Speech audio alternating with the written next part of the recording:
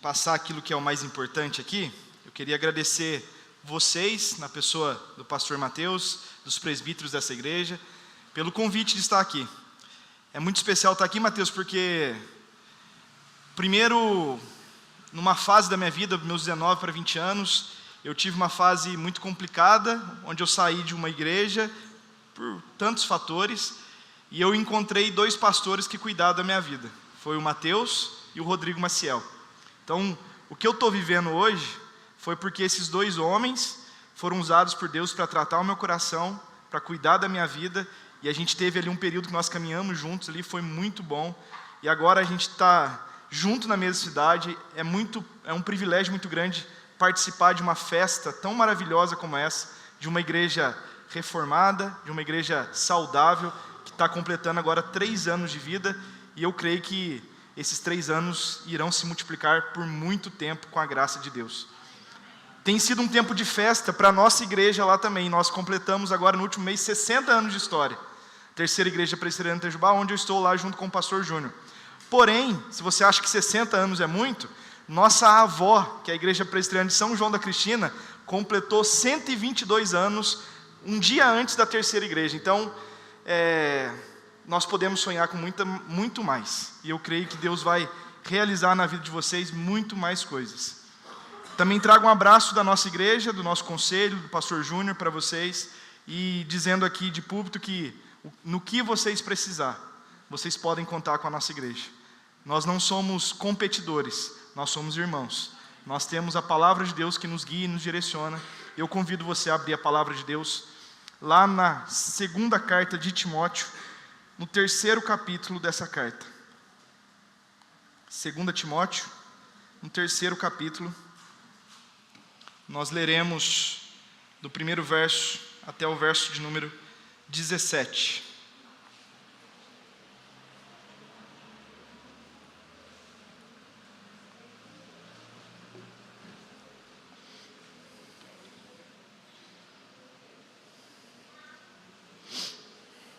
Acho que a minha versão talvez seja um pouco diferente de vocês.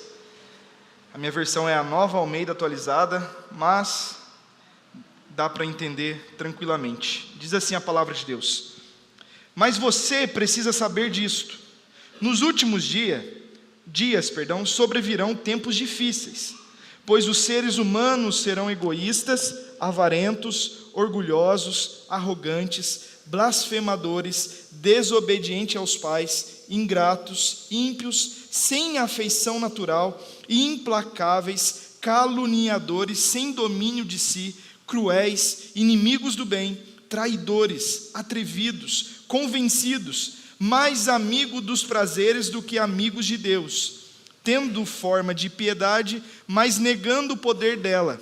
Fique longe também destes, pois entre estes se encontram os que se infiltram nas casas e conseguem cativar mulheres tolas, sobrecarregadas de pecados, que são levadas por todo tipo de desejos, que estão sempre aprendendo e nunca conseguem chegar ao conhecimento da verdade. E do mesmo modo que Janes e Jambres resistiram a Moisés, também estes resistem à verdade. São homens que têm a mente totalmente corrompida, reprovados quanto à fé. Mas esses não irão longe, porque a insensatez deles ficará evidente a todos, como também aconteceu com a insensatez de Janes e Jambres. Mas você, tem seguido de perto o meu ensino, a minha conduta, o meu propósito, a minha fé, a minha paciência, o meu amor e a minha perseverança, as minhas perseguições e os meus sofrimentos, os quais tive de enfrentar em Antioquia, Icônio e Listra. Quantas perseguições sofri! Porém, o Senhor me livrou de todas elas. Na verdade, todos os que querem viver piedosamente em Cristo Jesus serão perseguidos. Mas os perversos e impostores irão de mal a pior, enganando e sendo enganados. Quanto a você, permaneça naquilo que aprendeu e em que acredita firmemente, sabendo de quem você o aprendeu e que desde a infância você conhece as sagradas letras, que podem torná-lo sábio para a salvação pela fé em Cristo Jesus. Toda a Escritura é inspirada por Deus e útil para ensino, para repreensão, para correção, para educação na justiça, a fim de que o servo de Deus seja perfeito e perfeitamente habilitado para toda boa obra. Amém? Feche seus olhos, vamos falar com Deus novamente. Senhor, nós queremos te agradecer por essa data tão especial que essa igreja irá comemorar nesse mês de outubro. 3 anos que o Senhor tem guardado esse povo. E nós cremos que o Senhor continuará fazendo isso, porque o que norteia a vida desses irmãos é a palavra do Senhor. E não existe nada mais seguro do que andar na sua presença, com os nossos olhos no Senhor e na sua palavra. E se nós pudéssemos pedir algo ao Senhor nessa manhã, seria para que cada um de nós jamais nos apartemos da sua palavra, que a palavra nos guie, nos direcione, repreenda os nossos erros, corrija as nossas falhas, mas também nos dê o norte da vontade do Senhor, Deus. Nós queremos te agradecer e pedimos que o mesmo Espírito do Senhor que inspirou o apóstolo Paulo a escrever essa carta possa sondar os nossos corações e trazer a revelação da sua palavra para cada um de nós. Nós oramos agradecidos em nome de Jesus. Amém. Bom, é um prazer falar sobre a palavra de Deus. É um prazer porque se existe um livro mais precioso de todos os livros, é a palavra de Deus. Porque a palavra de Deus não erra. A palavra de Deus é um caminho seguro que eu e você devemos percorrer. E falar sobre sola escritura, nós precisamos lembrar lá atrás, no dia 31 de outubro, um homem chamado Martim Lutero foi usado por Deus para fazer com que a igreja do Senhor fosse despertada para a centralidade do evangelho e da palavra de Deus no nosso coração. Mas isso já aconteceu há 505 anos atrás. E talvez você pergunte para mim, por que nós temos sempre que lembrar disso?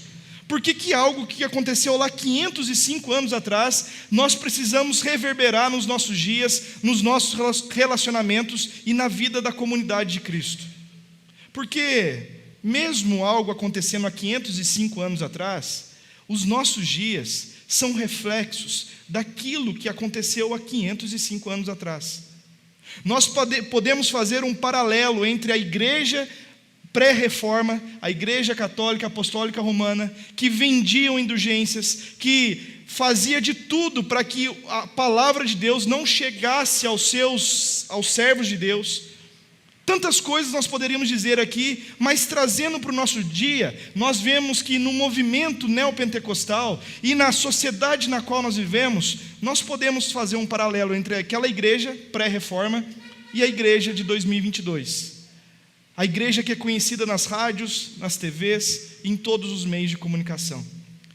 Essas duas igrejas, elas têm basicamente os mesmos pilares.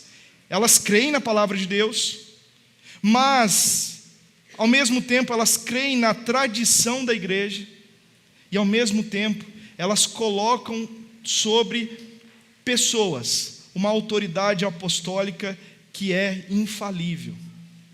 E por mais que eles dizem que eles creem na palavra de Deus e têm a palavra de Deus como regra deles, acaba que a autoridade e tanto bíblica, da tradição, como essa autoridade apostólica acaba ficando acima da palavra de Deus. Nós vemos isso claramente na nossa sociedade. Por exemplo, meu professor no seminário, chamado reverendo Ricardo Costa, certa vez ele disse que no seu gabinete pastoral, chegou uma senhora muito simples e chegou e falou: pastor, eu estou com um problema na minha igreja, eu queria conversar com o senhor.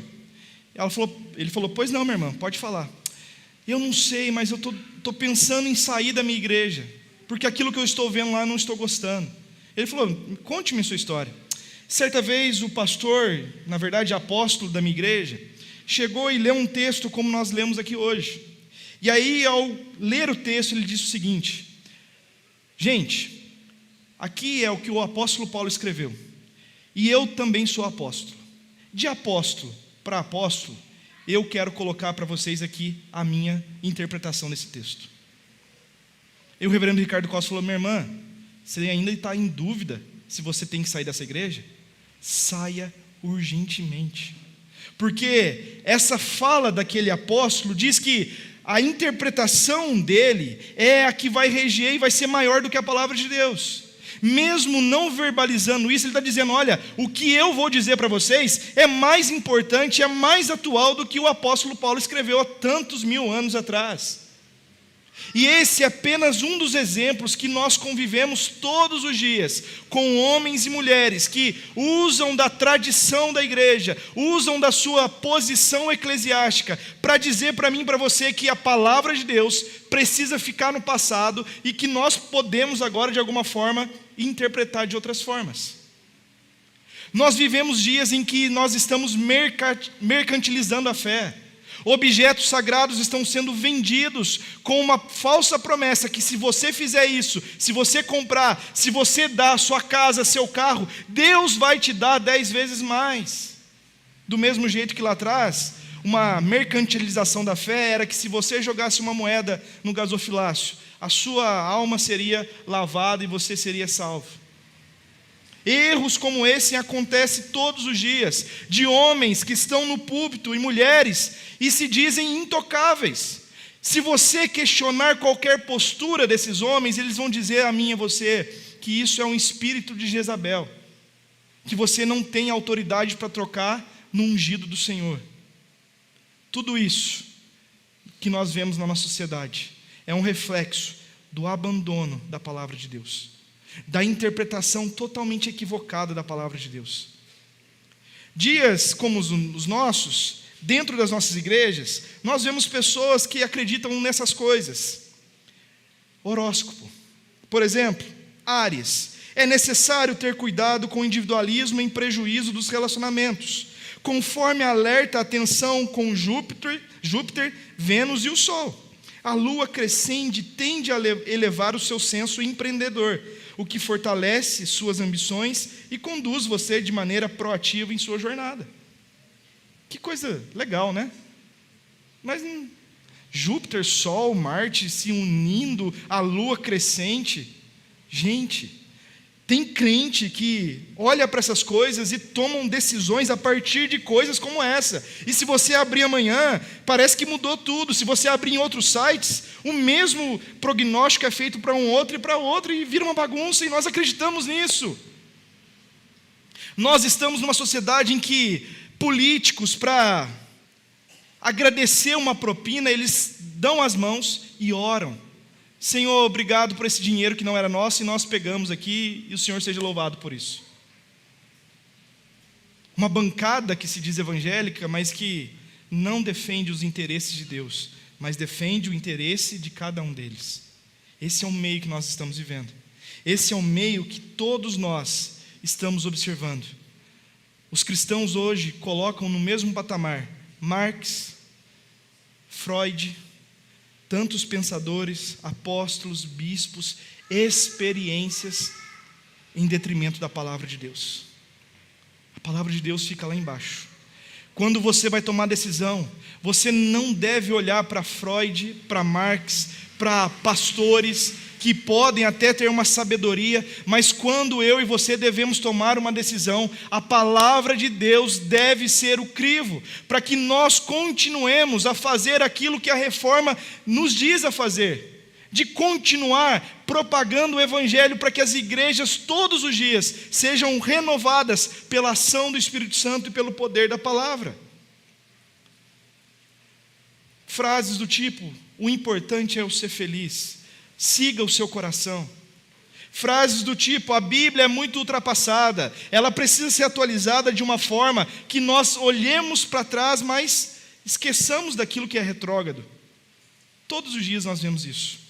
E certa vez, em 1996, homens se reuniram e fizeram uma afirmação na Declaração de Cambridge, que diz assim: reafirmamos a Escritura inerrante como fonte única de revelação divina escrita, única para constranger a consciência.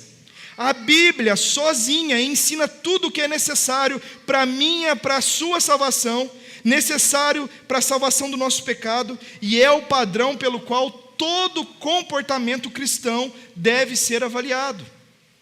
Nós negamos que qualquer credo, concílio ou indivíduo possa constranger a consciência de um crente, que o Espírito fale independentemente de ou contrariando o que está escrito e exposto na Bíblia, ou que a experiência possa ser um veículo de revelação. Esses homens fincaram os pés da igreja na palavra de Deus. Esses homens afirmaram com ousadia lutar contra tudo isso que tem acontecido na nossa sociedade e dizer que, custe o que custar, a palavra de Deus vai ser o centro da igreja de Cristo, porque é ela que nos direciona, é ela que nos conduz a fazer a vontade de Deus, é ela que mostra o meu coração e desnuda todo o meu caráter. É só a palavra de Deus. E pensando nesse texto, eu queria olhar com você, como nós podemos ter certeza que a palavra de Deus é de fato palavra de Deus? Como nós podemos olhar para essa declaração que nós lemos aqui e confiar que, mesmo sendo homens falhos, eles tomaram uma atitude muito importante, que vai reverberar até a volta de Cristo. Eu quero compartilhar com vocês, a partir do verso 16. Nós lemos todo o contexto, mas eu quero focar nessa manhã no verso 16 e verso 17. Acompanhem comigo mais uma vez, que diz assim a palavra de Deus. Toda a Escritura é inspirada por Deus e útil para o ensino, para a repreensão, para a correção, para a educação na justiça, a fim de que o servo de Deus seja perfeito e perfeitamente habilitado para toda boa obra. A primeira coisa que eu queria afirmar para vocês é que toda a Escritura Sagrada é palavra de Deus. Toda a Escritura Sagrada é a palavra de Deus. A Bíblia foi escrita por mais de 1.600 anos, um intervalo, de Gênesis a Apocalipse. A Bíblia teve aproximadamente 40 escritores bíblicos. Ela foi escrita em pelo menos 3 idiomas, hebraico, aramaico e grego. A Bíblia tem 773.693 palavras e 3.566.480 letras. E a gente percebe que essa Bíblia, o livro mais precioso que nós temos, é o livro mais vendido de todos os tempos. Homens se levantaram para destruir a palavra de Deus. Homens foram implacáveis contra a igreja de Cristo, para que a palavra não chegasse a nós. E a gente percebe que esse livro, mesmo no intervalo de 1.600 anos, 40 autores, 3 idiomas, ela continua sendo propagada. Ela não tem erro, ela não tem falhas. Se houvesse alguma falha, algum erro, homens já teriam se levantado e tirado toda a autoridade dessa palavra. Mas por ser inspirada pelo Espírito Santo de Deus, ela permanece conduzindo o povo de Deus até a volta triunfal de Cristo, como nós cremos. A Bíblia é perfeita, a sua concordância, a vida que emana dela quando corações têm contato com essa palavra, faz com que a Bíblia seja de fato e de verdade inspirada pelo nosso Criador. John Wesley, certa vez, conversando e debatendo sobre a inspiração da Bíblia, ele, de forma lógica, ele faz 3 argumentos para mostrar para mim e para você que a Bíblia é inspirada por Deus, toda ela.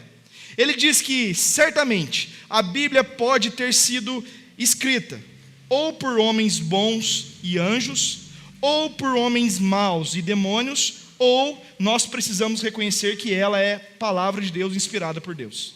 E ele usa do argumento lógico a dizer, olha, se a Bíblia foi escrita por homens bons e anjos, a gente entra num problema muito grande.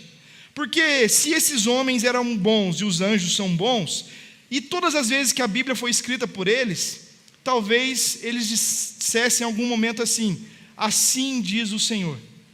Se eles são bons e são anjos, eles jamais poderiam falar algo que Deus está falando, sem que Deus assim o falasse. Então, descarta. Ela não foi escrita por homens bons, no sentido inspirado, nem por anjos. Agora, se a Bíblia foi escrita por homens maus e demônios, também não tem lógica, porque se acredita que homens maus e demônios iriam dizer para nós: olha, você tem uma postura adequada a ser homem e ser mulher na sociedade. Você precisa lutar contra o seu pecado. Se você não se arrepender dos seus pecados, você vai para o inferno.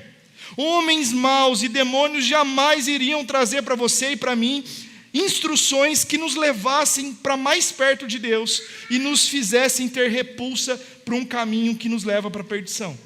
Ou seja, também não pode ter sido inspirada por homens maus e demônios. Só nos resta ser inspirada pelo autor da vida. Portanto, John Wesley conclui que a Bíblia foi concebida por Deus e revelada aos homens.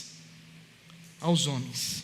E a palavra que nós lemos aqui no verso 16, parte A, inspirada, tem a ideia de ser literalmente soprada por Deus aos homens que foram escritores das Sagradas Escrituras.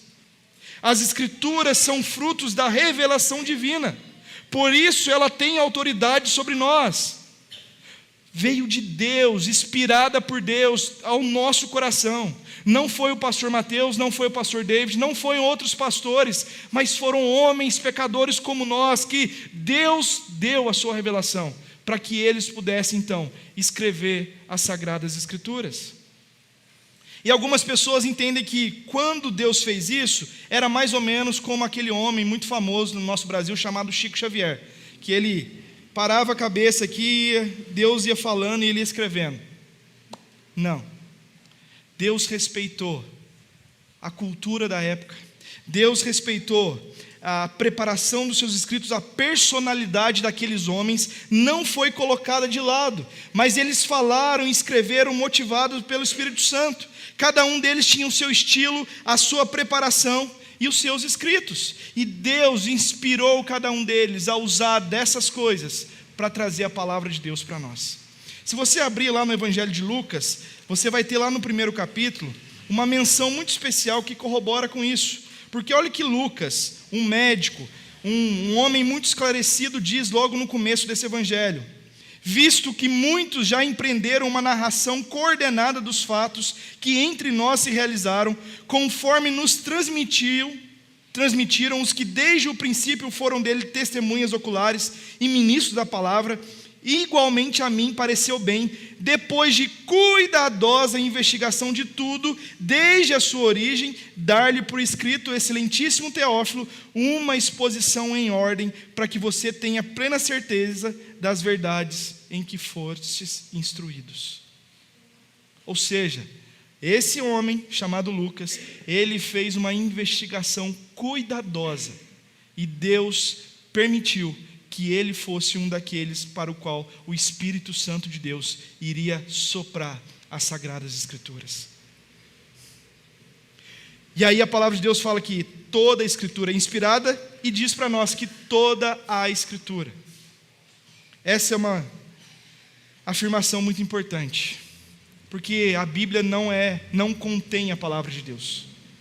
A Bíblia não é um livro que você precisa olhar para ela e tirar do seu contexto versículos e dizer: olha, a gente pode tirar isso aqui e pode usar sozinho. Por exemplo, você vê muitos caminhões na estrada dizendo: tudo posso naquele que me fortalece. E você vê crentes vibrando com essa afirmação. Mas quando nós vemos essas pessoas, elas estão tirando o texto do seu contexto, porque na interpretação dessas pessoas, você não precisa analisar contexto, não precisa analisar a história, não precisa nada. O importante é saber que tudo posso naquele que me fortalece. Eu posso comprar um carro novo, uma casa nova, eu posso fazer viagem para todo quanto é lugar do mundo. Mas o apóstolo Paulo, escrevendo aos Filipenses, diz que nesse contexto eu posso passar fome, necessidade, tristezas, dores. E eu estou feliz com toda essa situação, porque eu tudo posso naquele que me fortalece. Nos nossos dias, nós temos dúvidas que se levantam contra a igreja, dizendo que os milagres que ocorreram aqui são falácias. Como você pode acreditar que alguém nasceu de uma virgem? Como você pode acreditar que alguém foi usado por um Deus para abrir o mar, e o povo de Deus passou por esse mar, e quando o inimigo foi colocar os pés nesse mar para perseguir o povo de Deus, o mar se fechou e eles foram tragados pelo mar? Como que você pode explicar cientificamente isso? As pessoas questionam isso, porque elas não conhecem o Deus que nós servimos. O nosso Deus é um Deus santo, justo e perfeito. É um Deus que, por causa do nome dEle, Ele faz o que ninguém pode fazer. Para a glória dEle, aquilo que é impossível para nós, como uma virgem ter um filho, como um mar se abrir, o povo passar a pés enxutos e os seus inimigos serem tragados pelo mar. E isso é um Deus maravilhoso que nós servimos. E os céticos vão dizer que a Bíblia foi escrita por homens, que ela tem erros, que ela é falível. E nós, a Igreja de Cristo, confiados na palavra de Deus, dizemos que ela é infalível. Palavra de Deus para nós, ela não tem erros, ela traz vida para todos nós. Como nós podemos aplicar isso? Toda a palavra de Deus é útil para nós, toda a palavra de Deus é útil. Irmãos, é certo que nós perdemos muitas vezes a seriedade desse momento.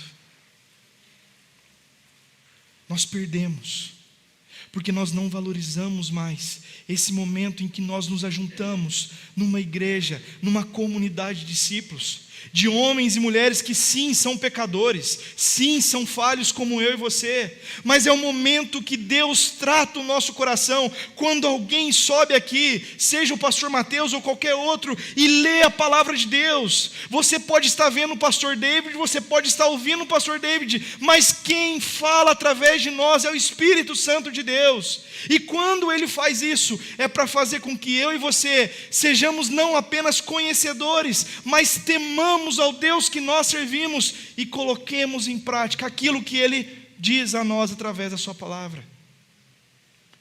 As nossas pregações, os nossos estudos bíblicos, nós perdemos a vontade de estar lá, de conhecer. É precioso saber que a igreja dá para vocês indicações de livros que nos ajudarão.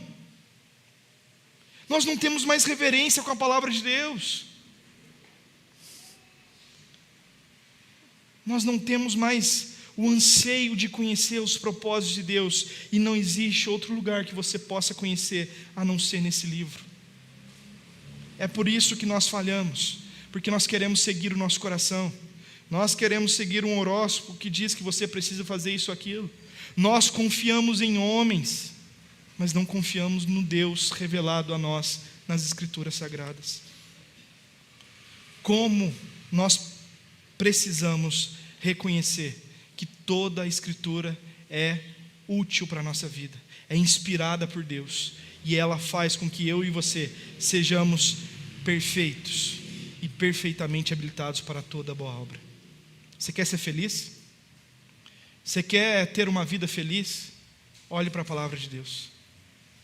Você quer tomar decisões que vão trazer e reverberar até os últimos dias da sua vida? Corra para a palavra de Deus. Toda ela, não importa o que a sociedade está dizendo, não importa o que eles acham certo, não importa o que eu acho, mas não importa o que Deus diz na palavra de Deus. A segunda coisa que eu queria compartilhar com vocês está na parte B do verso 16, que diz assim: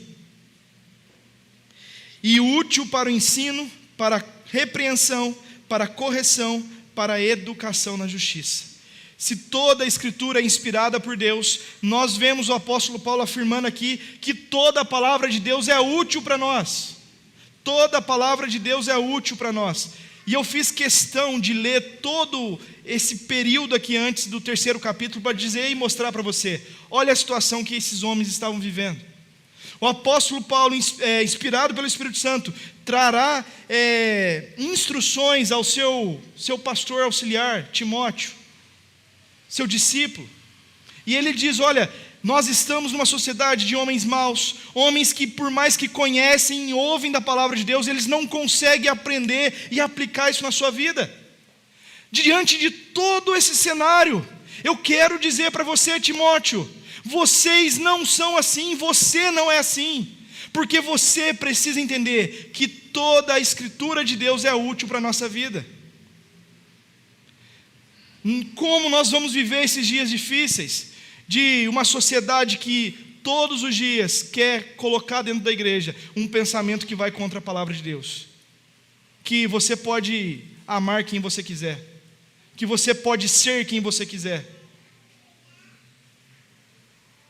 Como nós podemos viver esses dias? Usando a palavra de Deus, percebendo a utilidade da palavra de Deus.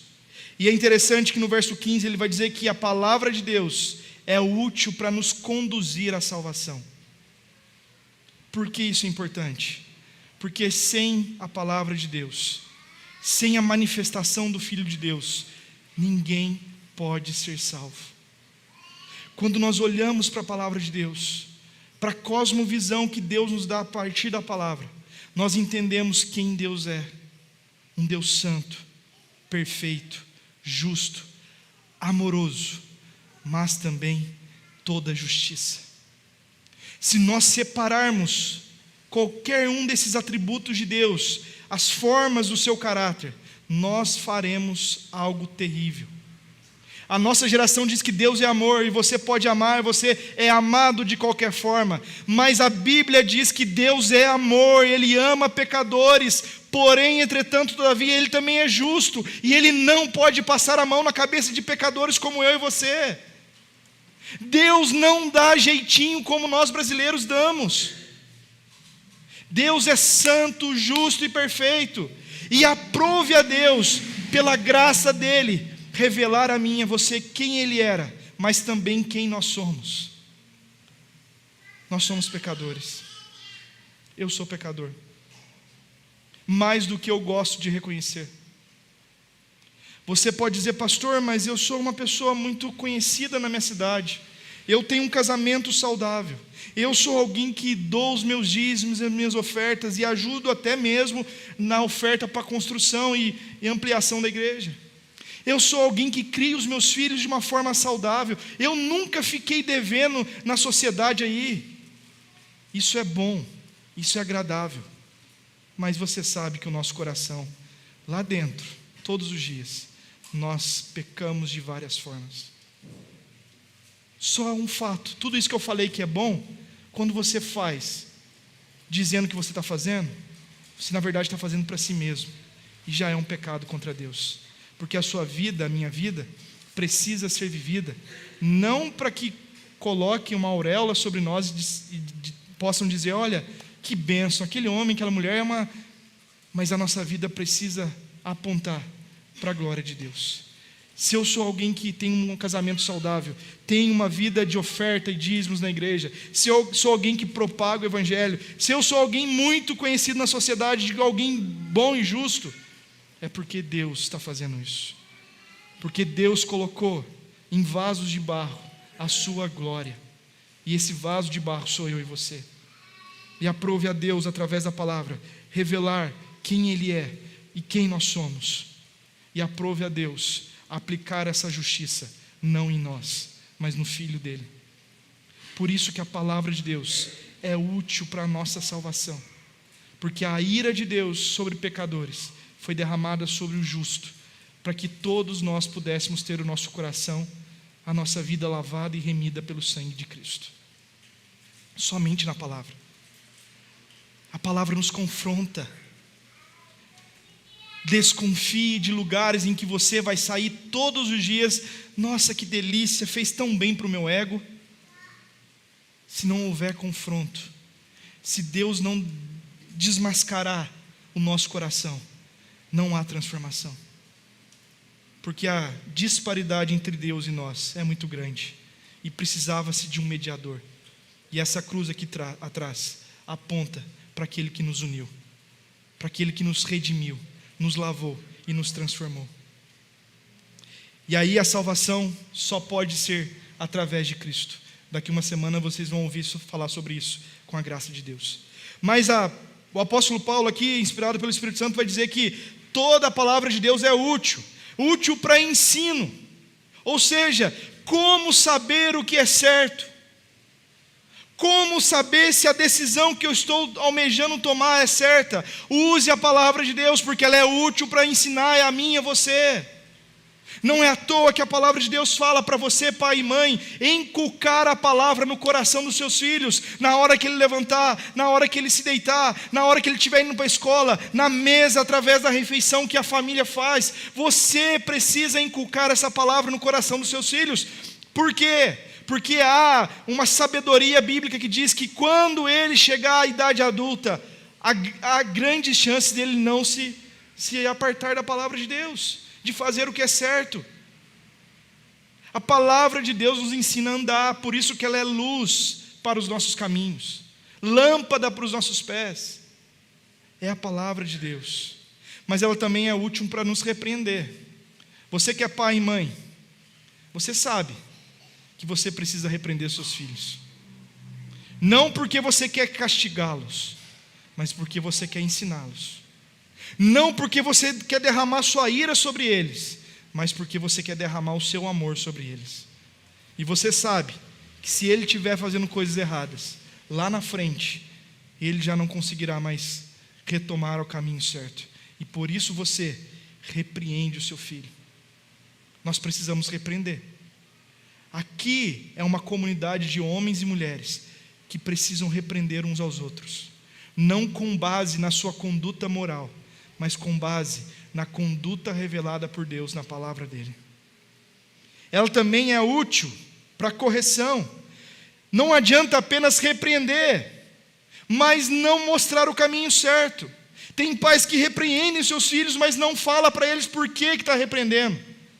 Tem pais que pesam a mão sobre os seus filhos, mas não mostram para ele o caminho. Olha, filho, faça o que eu digo, mas não faça o que eu falo. E esse é o pior testemunho que você pode dar para o seu filho, para a sua filha. Se a sua correção não caminha de mãos dadas com a sua postura, os seus filhos vão dizer: não compensa, porque meu pai e minha mãe falam isso, mas quando eles sentam na mesa, eles começam a falar tudo diferente. E você sabe que essa geração, cada vez que passa, eles estão mais espertos do que nós. Hoje uma criancinha já nasce lá na barriga da mãe fazendo isso aqui, ó. Eles são espertos. E o maior testemunho, oh, glória a Deus. E o maior testemunho que você pode dar é a sua postura, é a sua conduta, de reconhecer as suas falhas, mas de saber que existe um Deus que deixou uma correção para nós na palavra dele. E a educação na justiça tem a ver como permanecer e crescer naquilo que é correto, a ponto de ensinar com o nosso aprendizado. A Bíblia fala que aquele que é sábio, ele aprende com o erro do tolo. E é precioso saber que a igreja do Senhor, ela não é composta apenas por jovens, mas por pessoas maduras. Não que o jovem não seja, mas o jovem muitas vezes ele se perde nas suas vontades, nos seus prazeres. E nós precisamos de pessoas maduras na fé, na igreja, para aconselhar, para educar na justiça. Nós precisamos de líderes que olhem para a palavra de Deus e entendam que ela é útil para tudo na vida. Mas, pastor, a Bíblia não fala de algumas coisas que nós vivemos na nossa época. Não fala mesmo. Eles não viviam isso.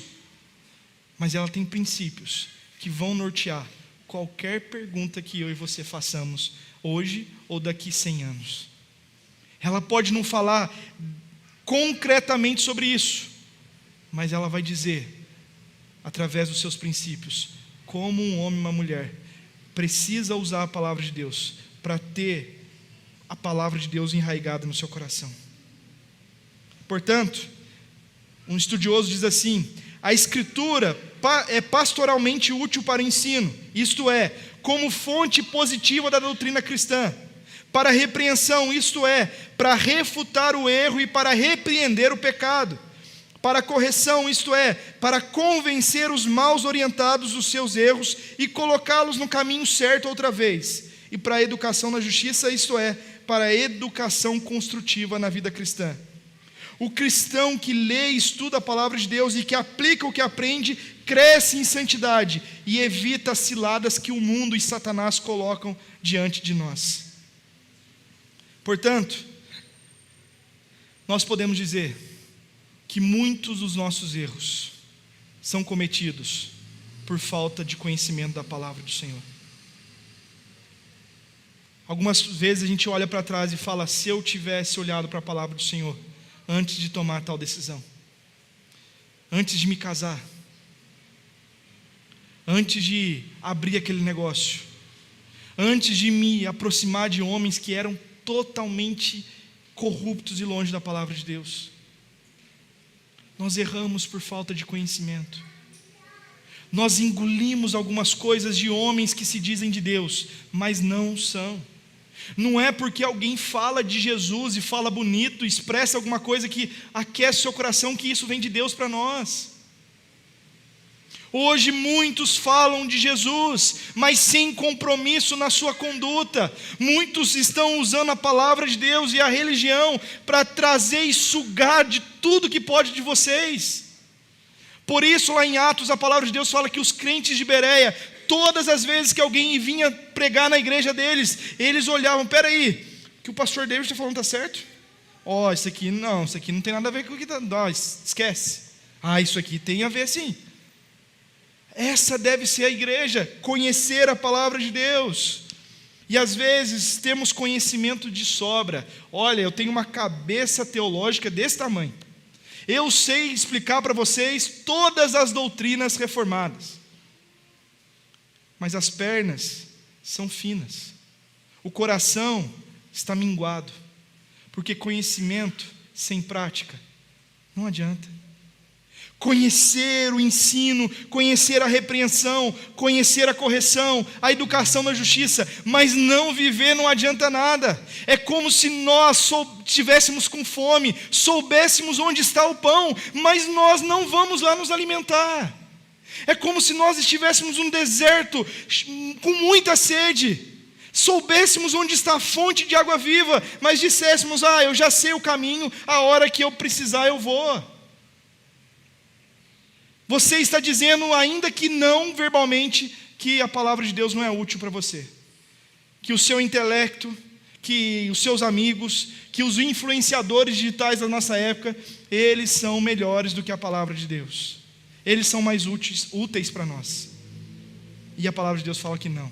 Se a igreja quer continuar firmada em Cristo, ela precisa firmar os seus pés na centralidade da palavra de Deus. E por último, o verso 17, que diz assim: a fim de que o servo de Deus seja perfeito e perfeitamente habilitado para toda boa obra. Toda a Escritura é inspirada por Deus. Toda a Escritura é útil para cada um de nós. E toda a Escritura vai ter como objetivo o aperfeiçoamento meu e seu e de todos os cristãos na terra. E a palavra perfeito, ela não quer dizer que ela vai fazer de mim e de você homens e mulheres perfeitos. Ela não quer dizer alguém que não tem erros, mas ela quer dizer que você e eu estamos em bom estado e estamos adequados para sermos usados por Deus. Ela não tem uma ideia de perfeição, mas de utilidade, de bom estado. Quando nós falamos de habilitado, é a ideia de que nós estamos habilitados para o serviço. Se eu compreendo que toda a Escritura é inspirada, eu me debruço sobre ela para atrair para o meu coração palavras que vão dizer para mim e para você que ela é útil para a nossa vida, eu vou me tornar alguém que Deus vai usar, alguém habilitado para falar desse amor, falar dessa misericórdia que nós cremos. É como tirar a carteira de motorista. Graças a Deus eu tirei minha carteira lá em Campinas. Eu dei uma volta no quarteirão, só fiz uma baliza e nada mais. Aqui eu vejo pessoas que passam da segunda, terceira vez, porque aqui é difícil. Lá em Campinas foi bom demais, graças a Deus para mim. Mas ali eu estava habilitado, eu não era motorista profissional. Quando você tira a carteira, você não é nenhum profissional. Mas você está habilitado para então começar a pegar as ruas, movimentos, subir os morros da nossa cidade, que muita gente... Minha mãe tirou carteira, mas até hoje ela não sobe morro porque ela tem medo. Ou seja, você está habilitado, mas você precisa todos os dias praticar, todos os dias ter acesso, todos os dias parar e meditar na palavra de Deus. Porque se você não fizer isso, você vai ter uma carteira na mão, mas você não vai saber usar. Você vai ter uma espada no seu alforje, mas você não vai saber usá-la, manuseá-la. É por isso que ela é útil. É por isso que ela tem como objetivo fazer de mim e de você homens perfeitos e perfeitamente habilitados para toda boa obra. Portanto, nós podemos afirmar que toda a Escritura vai equipar e capacitar a mim e a você, que somos discípulos de Cristo, a vivermos como Deus deseja que vivamos e para servirmos aquele que é o dono da igreja, que é o Rei dos reis e Senhor dos senhores. E à medida que o cristão cresce espiritualmente, à medida que ele tem contato com a palavra de Deus, ele vai se tornar um ser humano que não quer acomodar as suas vontades, fazer com que a Bíblia se acomode às suas vontades, os seus desejos. Mas à medida que nós crescemos e nos deparamos com a perfeição da palavra de Deus, cada dia mais eu vou querer: Senhor, seja feita a sua vontade, assim na terra como no céu. Pai nosso, que venha o teu reino e a sua justiça, que a minha vontade seja jogada na cruz, que eu seja capaz de abrir mão dos meus desejos, das minhas vontades, para que o Senhor reine através delas. Mas nós vivemos num tempo em que nós queremos que a nossa vontade seja feita, assim na terra como no céu. A nossa vontade. Pastor, não. Claro. Você gosta de ser humilhado? Quem aqui gosta de ser humilhado? Levanta a mão. Também sou um que não gosta. Quem gosta de ser contrariado? Vamos pintar a igreja de uma nova cor. Imagine se todos nós tivéssemos uma cor diferente para pintar a igreja. Não, pastor, você tem que pintar de azul, porque eu sou cruzeirense e eu gosto do azul. Não, pastor, você tem que fazer isso. A gente ia fazer um mosaico aqui, porque ia ter 50, 70, 80 cores diferentes aqui. Se cada um de nós não abrirmos mão da nossa vontade, a igreja não vai continuar. Pastor, mas tem uma promessa de Deus que as portas do inferno não prevalecerão contra a igreja de Cristo. Contra a igreja de Cristo, não minha e sua. Importa que Ele cresça, porque Ele é o dono da igreja, não eu e você. Terminando, aplicando tudo isso, que a igreja do Redentor, que a nossa vida, que todos aqueles que são discípulos de Cristo possam dizer mais: assim diz o Senhor, e não eu acho. Eu acho que a gente tem que fazer isso. Eu acho que a gente deve fazer aquilo. Assim diz o Senhor. Que possamos viver corretamente diante de Deus, dobrarmos os nossos pés, os nossos joelhos e o nosso coração na palavra de Deus. Eu quero lembrar uma história que fala muito sobre a centralidade da palavra. João Calvino chegou na cidade de Genebra, fez muitas coisas lá, foi o pastor da igreja, e por muito tempo ele ensinou aquele povo. Mas por ter o seu coração centrado na palavra, ele alcançou alguns inimigos. E João Calvino foi ferrenho na postura dele, de dizer que a palavra de Deus deveria gerir a nossa vida, governar sobre nós, que os sacramentos deveriam ser feitos de acordo com a palavra de Deus. Por isso, ele foi expulso daquela igreja, ele foi expulso daquela cidade, e mandaram ele embora, por causa da postura dele na palavra de Deus. Mas anos depois, aconteceram alguns fatos na cidade de Genebra, que chamaram João Calvino de volta. E duas coisas na volta dele que me chamam a atenção.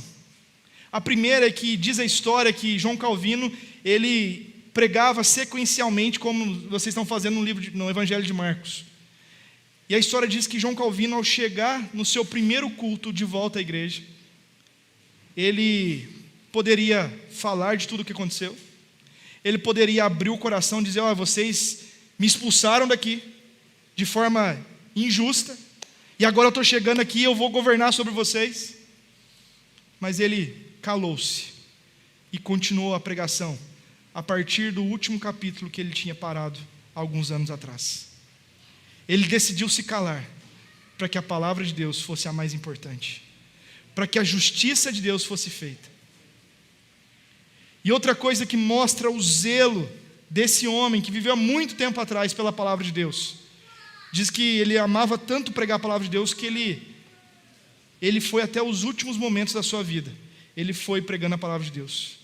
Mesmo já um senhorzinho, todo estourado por dentro, ele subia no púlpito e pregava a palavra de Deus. Até que um dia, no meio de um sermão, ele começou a passar mal. Diz a história que ele começou ali a sair sangue dele por causa de uma doença que ele tinha. Então foi o momento que ele deixou o púlpito e logo depois, faleceu. Um homem que poderia pesar a mão, fazer a sua vontade, externar coisas que nós temos no nosso coração. Quando ele voltou para lá, ele falou: não, a palavra de Deus é mais importante que qualquer coisa. Nós precisamos priorizar a palavra de Deus. Quantas traduções vocês têm acesso hoje? Nós temos. Hoje existe Bíblia para bebê, Bíblia para mulher, Bíblia para o levita, Bíblia, até você pode escolher. Mas às vezes nós caímos no erro de imaginar que lá atrás a Igreja Católica Apostólica Romana, ela de certa forma tirava a Bíblia do seu povo. Mas não. A Bíblia era até mesmo representada nos vitrais da igreja. A reforma protestante, ela não necessariamente veio trazer a questão da Bíblia, porque havia Bíblia lá, e hoje nós temos Bíblia a rodo dentro da nossa igreja, mas especialmente, lá na tese de número 62, diz o seguinte: o verdadeiro tesouro da igreja é o santíssimo evangelho da glória e da graça de Deus. É isso que Martinho Lutero foi usado para dizer, que não adianta nós termos todas as Bíblias, todas as versões, mas se ela não é lida, se ela não é explicada, se ela não é de alguma forma exposta na igreja, não adianta.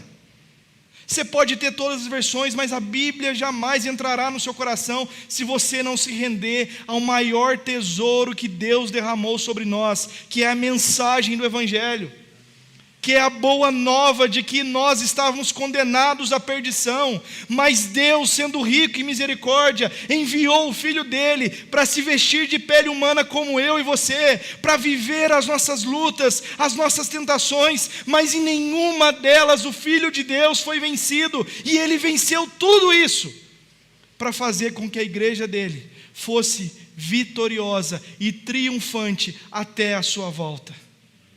Ele morreu para pagar o preço que era meu e seu. Ele morreu, Deus Pai o abandonou naquela cruz, e ele se viu lá todo ensanguentado, machucado, ferido. E ele disse: Pai, se possível, passe de mim esse cálice, porque todo o pecado da humanidade estava sobre Cristo. E eu não faço ideia de que peso seria esse. Não tem noção.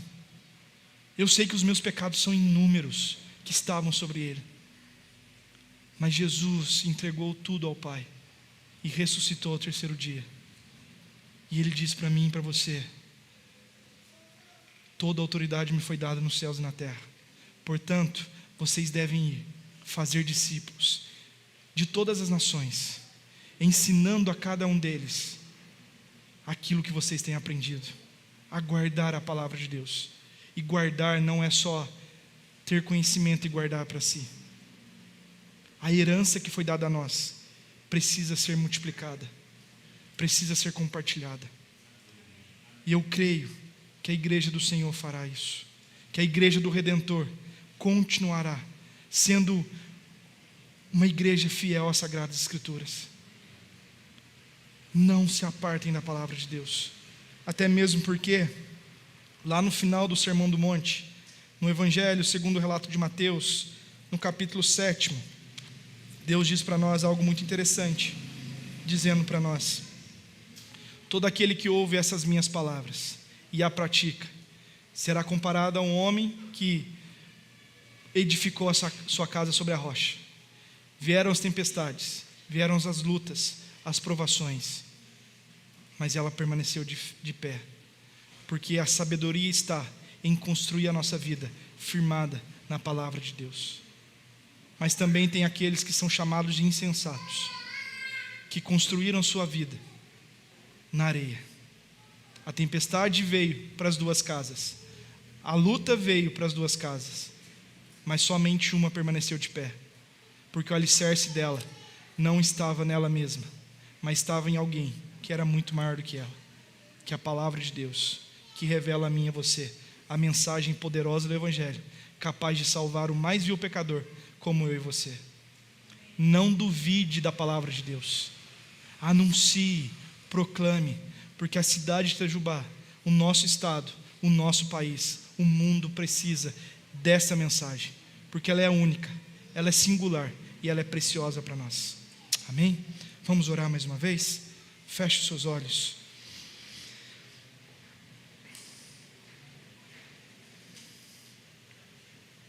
Senhor, nós queremos, diante do Senhor, mais uma vez agradecer ao Senhor por tudo aquilo que o Senhor tem feito para essa comunidade. Que o Senhor seja exaltado acima de todos nós. Que o Senhor seja o centro das nossas vidas. Que os nossos olhos possam todos os dias percorrer essa palavra maravilhosa que o Senhor deixou para nós num legado espetacular. Que sejamos conhecedores, sim, mas também que sejamos pessoas que vivenciam e proclamam as verdades contidas na palavra do Senhor. Eu oro por essa igreja, para que ela continue sendo um marco nessa cidade, de uma igreja fiel às Sagradas Escrituras. Que se acheguem mais famílias, pessoas que serão apresentadas o Evangelho a elas, Deus, e elas chegarão e somarão forças, para que a igreja do Senhor na cidade de Itajubá, que a igreja do Redentor, possa cada dia, Deus, caminhar segundo a sua palavra. Que o Senhor cresça e nós possamos nos diminuir, Senhor, para que o Senhor seja exaltado em nós e através de nós.